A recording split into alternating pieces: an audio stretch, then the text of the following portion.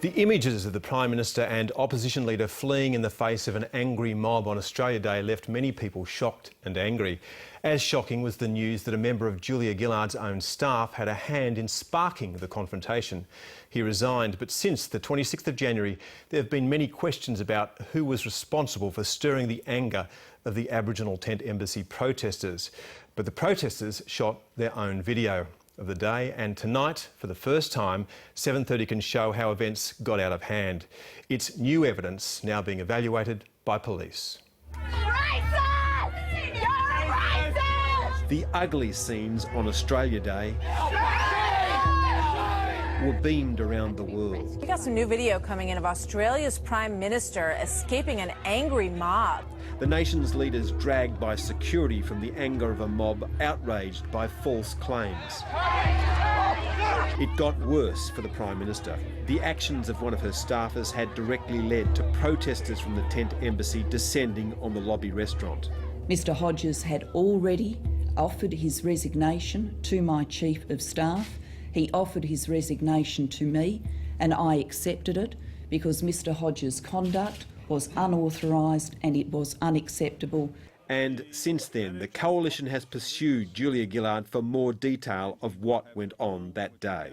Does the Prime Minister stand by her statement on January 28 that, and I quote, Mr Hodges was advised by the journalists at the lobby restaurant that Mr Abbott that morning had made a statement in relation to the Tent Embassy in Canberra?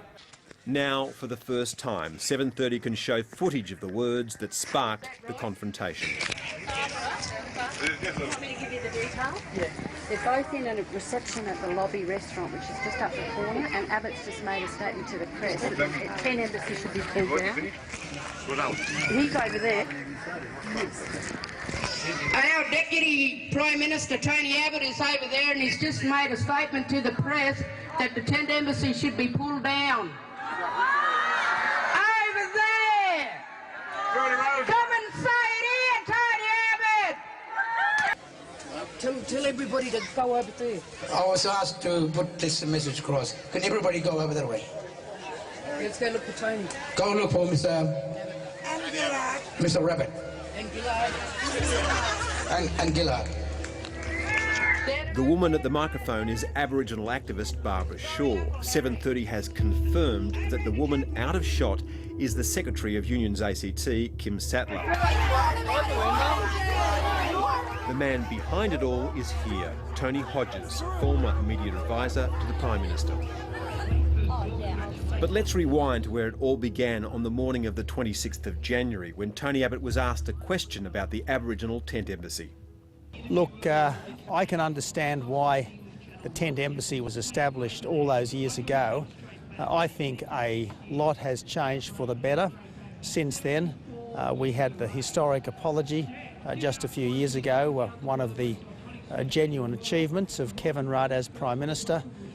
We had the proposal, which is currently for national consideration, to recognise Indigenous people in the Constitution.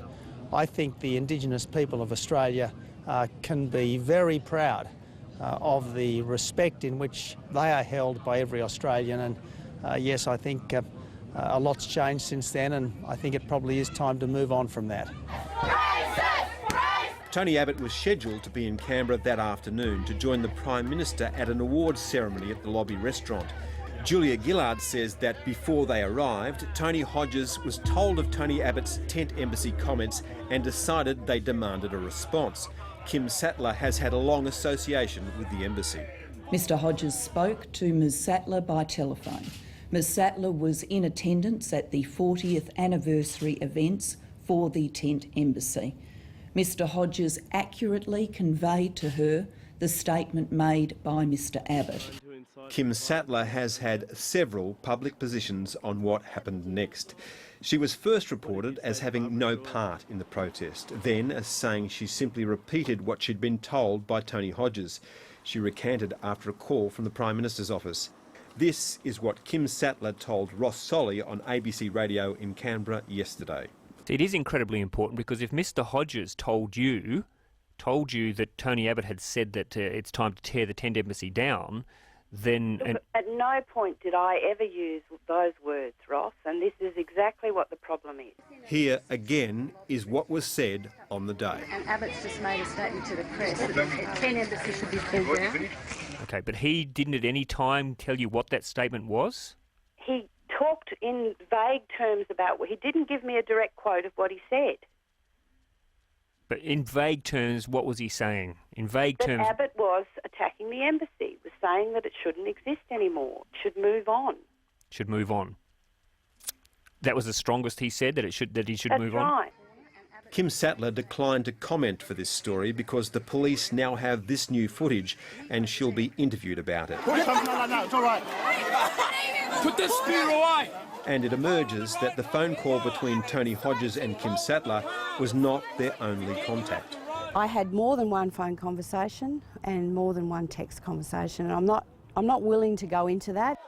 The text messages are now also in the hands of police. One of the Tent Embassy's founders blames the Prime Minister's office for what happened on Australia Day and believes it's vitally important that all of the threads are drawn together.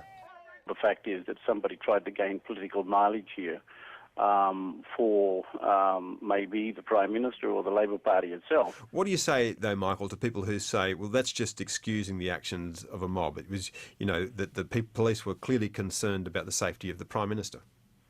Well, I think if you look at the footage very clearly, I think that they could have done it in a more, I suppose, diligent and dignified manner. I think the way in which they rushed out that door, nobody made a proper risk assessment of the situation, nor did any of the police come to try and talk with us and sort of say, okay, look, you know, let's cool this down or let's sort of get some order here.